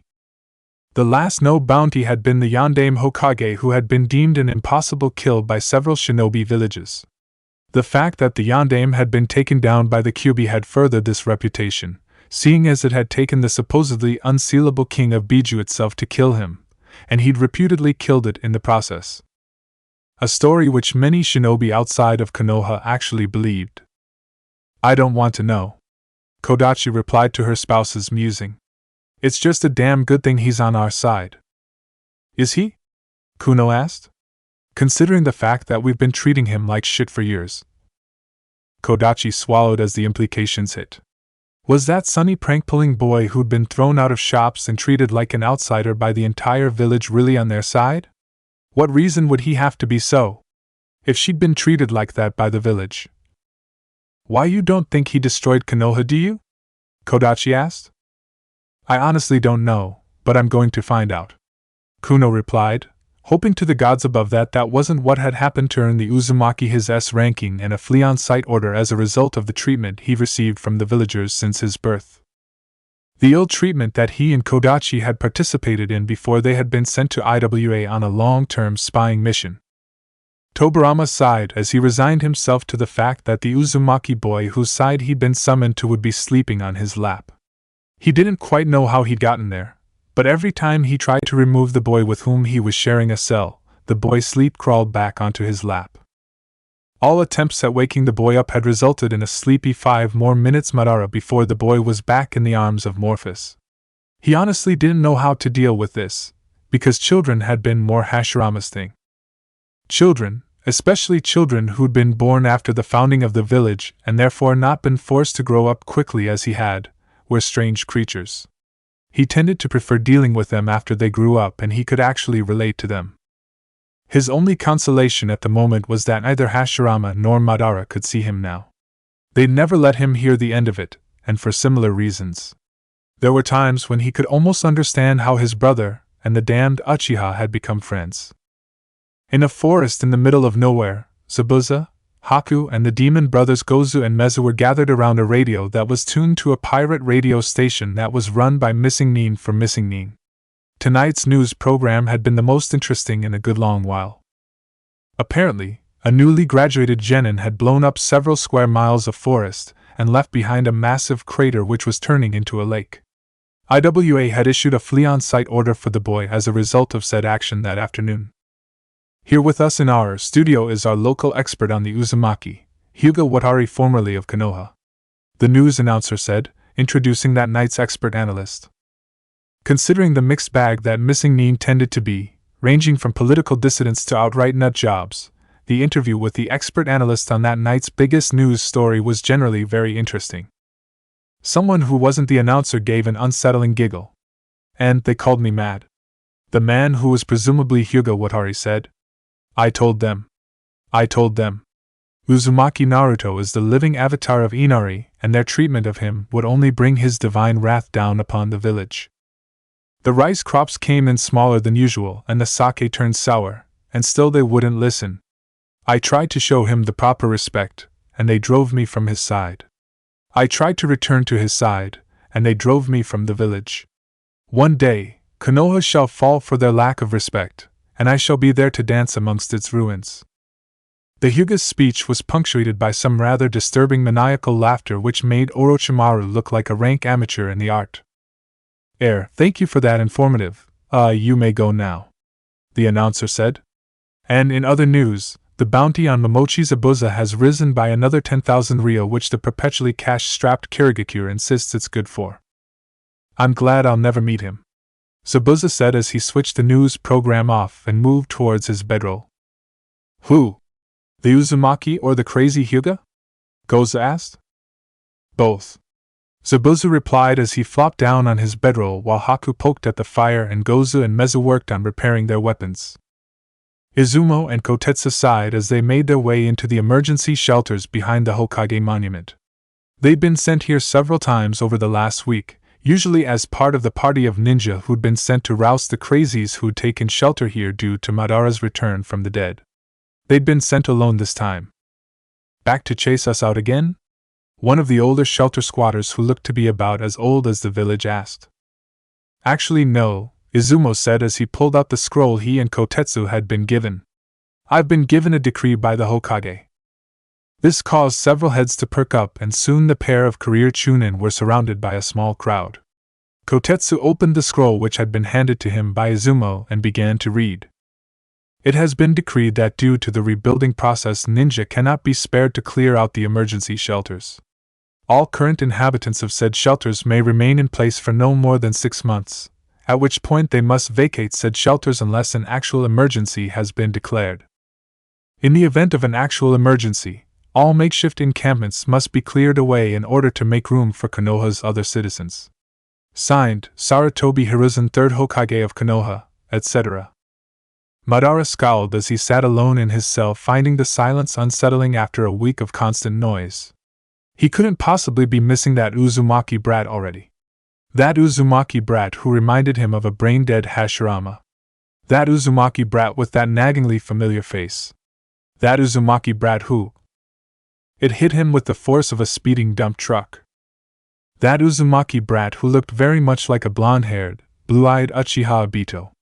Except for the chin and the lack of scarring, the resemblance really was uncanny. The eye shape, the general face shape, the annoying loudness. Great. He'd traded one highly annoying brat who would barely listen to him for another. Chapter 11. The man removed the ceiling panel leading to the attic crawlspace in the hastily constructed, newly built house. With expert aim, the man dropped the end of a thread into the open mouth of his snoring target below. As silently as the flapping of a butterfly's wings, the man uncapped a bottle of poison and sent several drops of it sliding down the string into his target's mouth. As the first drop of the deadliest poison in the world entered the mouth of the small blonde boy, a tidal wave went crashing through the attic and washed the man out the window where he was impaled on a kama. As the man struggled to breathe, he heard an ancient voice which reminded him of that of his elderly grandmother who had taught him his art. Say seriously, the poison on the string trick? That one so old that it was out of style in my grandfather's day. And you let him do it? A man who looked as if he'd stepped from the pages of a history book said as he moved into view, his face as impassive as the stone on which an image of it had been carved. "It's the boy's own fault for not waking up and preventing it," the elderly owner of the kama said. "Besides, he survived. Otherwise, he wouldn't be here." The last thing the man saw and heard was a small sodden blonde figure squelching its way out of the house and saying, "Will you two stop fighting? I'm trying to sleep. And why does my mouth taste like oatmeal?" The Hokage smiled as he wrote out the order for a C rank, knowing exactly which team to give it to. While such inexperienced genin teams usually underwent at least one D rank mission before undertaking a C rank, getting them out of town would help ease tensions in the village, which was still cleaning up after the violently rapid creation of Lake Uzumaki. And besides, thanks to all of the teams that had passed, there were more genin than D ranks this year.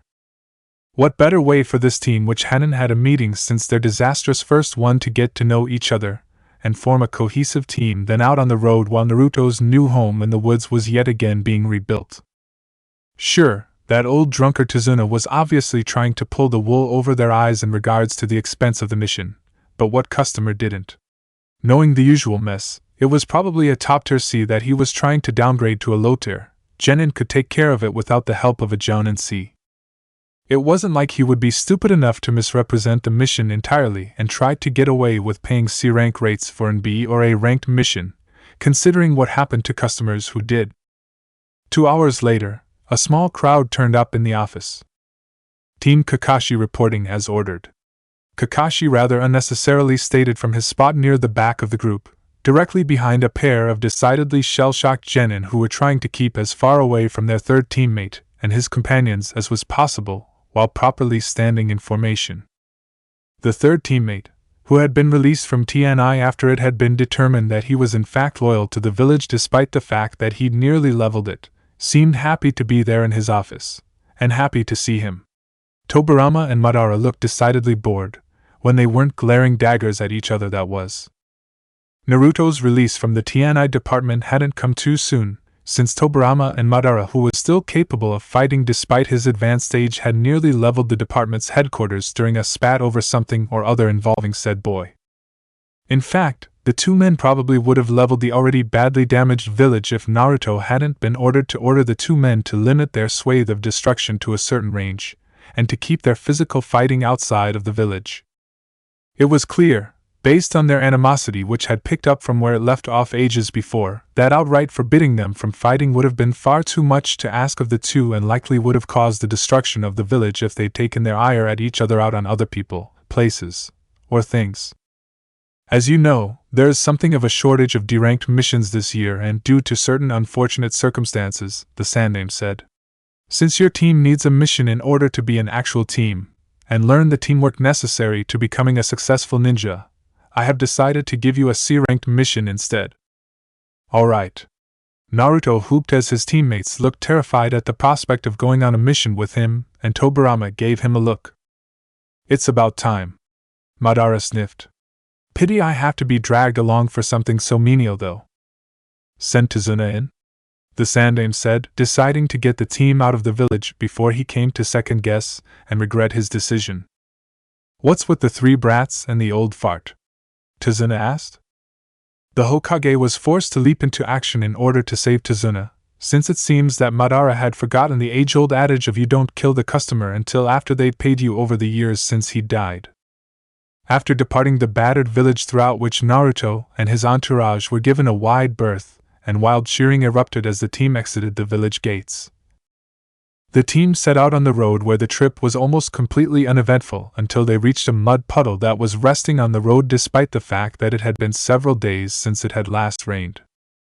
Kakashi had been about to set up a bit of a setup to see who the ninja had been after when Tobirama gestured for silence, snuck up on the puddle, and stood there and waited. A head cautiously emerged from the puddle and looked around. The owner of said head looked somewhat freaked out upon spotting Naruto and his traveling companion. Get your own mud puddle! The foreign ninja exclaimed. I'm snorkeling in this one. With that, the head popped back underwater. Is that what they call it these days? Tobirama said as he moved away from the puddle with a slightly disgusted look on his normally impassive face. Calling what? Sakura asked. There's a set of twins in that puddle, and I for one am in favor of giving them some privacy, Tobirama said as he strode down the road and urged the rest of the group to follow. You mean there? Sakura said, going red from somewhere in the vicinity of her toes to the hairline of her Sakura blossom pink hair. That's disgusting! She and Naruto exclaimed a second later. Gozu, one of the twins in the puddle, said once the group was down the road and well away from them. Yeah, Meizu, Gozu asked. Do you think we should warn Zabuza? Meizu asked. I think it's every man for himself in this situation. I'm sure Zabuza would understand. Gozu replied as the two leapt from the puddle and started running down the road in the opposite direction from the one in which the other group had gone in. The rest of the trip aside from the mud puddle incident remained uneventful until the group reached Wave, where Kakashi suspiciously watched as Tazuna and his compatriots displayed a great deal more caution than was warranted for a minor bandit problem. Suspicious, Kakashi ordered his team to remain on high alert. That order didn't stop Madara and Tobira from continuing their never-ending fight though. Both men seemed to hold him in contempt, and refused to follow through with any requests or suggestions he made. Both were apparently confident that they could handle whatever came up, and being Kage level, it was almost entirely possible they could. The constant bickering was annoying as hell though, and the rest of the team aside from Kakashi, who knew he had to remain on guard, were finding ways to tune it out. Sakura's genjutsu ability had gone from non-existent to highly proficient during the trip as she cast a genjutsu on herself that turned the squabbling into music from a memorized playlist. Sasuke had decided to skip the genjutsu and cover his ears with a set of highly expensive headphones which had been plugged into a portable radio, and Naruto, who didn't have the genjutsu ability of one or the money of the other, had used a set of improvised earplugs made of wadded-up tissue. Sensing someone who didn't belong, he decided to warn the group. After he called out a warning and dropped to the ground with their employer Tazuna, the children of the group watched as a sword sailed through the clearing just above their head height, taking off the heads of Tobirama and Madara, who had apparently chosen to ignore the danger they'd sensed in favor of rehashing old history that had previously been nearly 80 years dead and buried. The flying sword buried itself in the side of a tree, and as the rest of the group who weren't preoccupied with reforming after taking damage rose to their feet, a bare-chested man with bandages wrapped around the lower half of his face, who had tied his Kirigakure Hitayate at what was supposed to be a rakish angle, appeared on the handle of the sword that had gone sailing by mostly overhead. The man that Hatake Kakashi immediately identified as Momochi Zabuza, the demon of the mist, looked down at the group, his contemptuous glare vanishing the instant he took in the sight of Naruto and his two tagalongs who had reformed after their beheading. The enemy ninja swallowed, hopped off his sword, retrieving it on the way down to the ground, and sheathing it upon landing as he made his way towards the water. "If you'll excuse me," Zabuza said as he turned to run off to parts unknown, "I'm going to go explain to my employer exactly why you don't hire A-ranked ninja for S-ranked missions. Fucking cheapskate should have hired the Akatsuki if he wanted a bargain." "You can do that later," Tobirama said, moving into a fighting position. "There's the little matter of the fact that you took my head off that needs to be sorted out." Chapter 12. The fight between Senju Tobirama and Momochi Zabuza probably would have been the most one-sided fight in the history of fights, during which Tobirama showed Zabuza what a true master of his element was capable of if a certain Uchiha Madara hadn't decided that he'd wanted his own back for his decapitation and butted in. For the first 3 seconds, the fight between the two water users was a thing of beauty as Zabuza summoned a bunch of water clones and moved them into position, and Tobirama flashed through the hand signs for a jutsu that had not been seen for generations. In the instant before, Zabuza would have been caught in the jutsu and sent whirling, disoriented and gasping for air only to breathe in water while his water clones were destroyed. A certain Kama-wielding individual jumped into the fight and knocked Zabuza out of the path of the jutsu. Not about to let Tobirama have all of the fun, Madara started beating the shit out of the demon of the mist. In the instant before Madara would have cut off Zabuza's arm and beaten him to death with it, a highly irritated Tobirama jumped into the fight and pulled the battered and partially broken Momochi Zabuza out of the path of Madara's attack. It was at this point that the fight against Momochi Zabuza, who was no longer capable of putting up much resistance, turned into a fight over Momochi Zabuza. Despite the fact that Madara was so old that his wrinkles had wrinkles, and the fact that the fires of his youth were banked taking the high of battle with them, Madara could fight exceedingly well when his dander was up, and nobody could get Madara's dander up the way Tobirama could. With no fear of injury or death, there was no reason for Madara to hold anything back. It was for these reasons that Madara was a near-even match for Tobirama, who had been nearing late middle age at the time he died. For Madara, this was quite the come-down, as he had previously been an almost perfectly even match for Tobirama's much more talented brother Hashirama back when both men had been in their prime. As the Nidaime Hokage and the co-founder of Konoha battled, Kakashi decided that discretion was the better part of valor, picked Tazuna up, signaled to his students that it was time to run for it, and ran. He could see all 3 students trailing after him out of the corner of his uncovered eye. It was as Naruto ran that a problem became immediately apparent. As Naruto followed, the fight between Tobirama and Madara, which hadn't paused even once since it started despite the fact that it was being dragged, followed with him. Before he could make the decision to order Naruto to remain behind for the safety of his client and the people of Wave Country in general, Naruto seemed to have spotted this problem on his own and stopped. Kakashi signaled his thanks to the boy, and signaled that he should find cover until the fight died down. He seriously regretted leaving his student behind, but it was the only thing he could do in the situation. Relief spread across the faces of Tazuna and the two genin that trailed after Kakashi after they had gotten some distance away from the battle zone.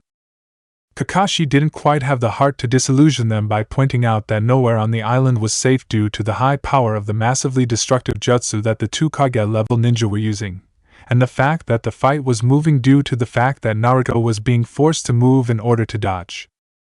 Instead, he focused on making his way to Tazuna's house where he and his team sans Naruto would find temporary respite from the current insanity that could potentially go on for ages, considering the fact that the two combatants weren't limited by such mortal concerns as exhaustion, injuries, or death. With everyone busy either fighting, running away from the fight, or ducking away from the fight while resolutely staying in the area so nowhere else gets destroyed, nobody noticed when a young ninja in a mask came in and dragged the wounded and now forgotten Momochi Zabuza away. Gato watched the explosions in the distance from the safety of his treetop office with a sense of accomplishment. Just about everything that could go wrong with this mess of an island that pretentiously called itself Wave Country had gone wrong. First, the overly proud natives hadn't gone down as easily as they should have. Then, some hero had shown in their midst. While the execution of said hero had stopped all overt signs of rebellion, the natives tended to be rather passive-aggressive towards him and his men. Then, that Tazuna bastard had started building a bridge to the mainland which would cut into his shipping profits.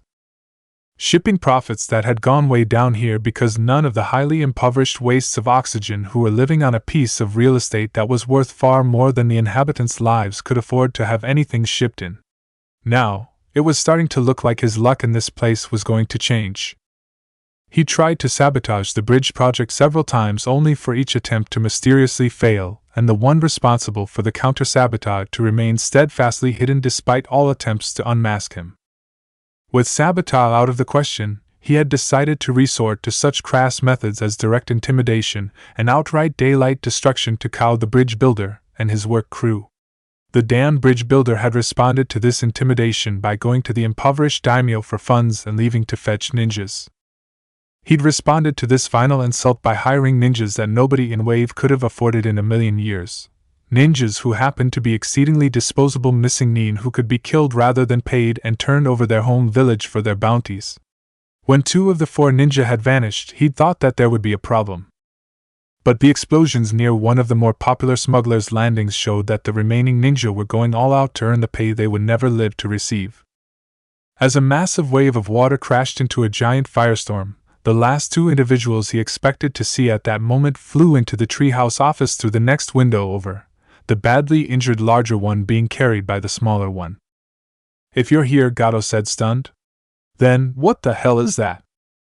Momochi Zabuza's loyal servant Haku glanced over his shoulder at the gigantic cloud of heated steam that was rapidly spreading over the island, shrugged, and said 2 of Uzumaki Naruto's teammates having an argument. "Who the hell is Uzumaki Naruto?" Tsunami peered out into the near-impenetrable mist which reduced visibility to almost zero, worriedly watching for her father who was due home about now. For the most part, she knew that her vigil was futile, and that she would not see her father who had likely died in the explosions that were still booming in the distance today, or at any time in the future. But there was that small niggling hope that kept her standing in the doorway waiting to welcome her father home despite the explosions in the distance, and the strange and sudden hot mist that had swept across everything, hiding the world from view. As she watched, her thin thread of hope slowly dissolving into despair, a dark shape that didn't move like her father or anyone else she knew appeared and swiftly approached the house. After backing away from the door, slamming it and locking it, she turned to find Inari so she could grab him and run. If a stranger was approaching her home, it didn't mean anything good. Hopefully the locked door would provide a distraction that would buy her and her son a few seconds. As she reached the bottom of the stairs, she could hear the rattling of a doorknob that had once only rarely needed locking, usually to keep nosy little children who might interrupt outside. As she climbed the stairs approaching her son's bedroom, the pounding on the door started. As she reached her son's bedroom, the pounding got more intense. "Come on, Tsunami!" A voice that sounded just like her father's yelled drunkenly. "With all of the shit I've gone through today, this is the last thing I need." Open the door! Tsunami wavered.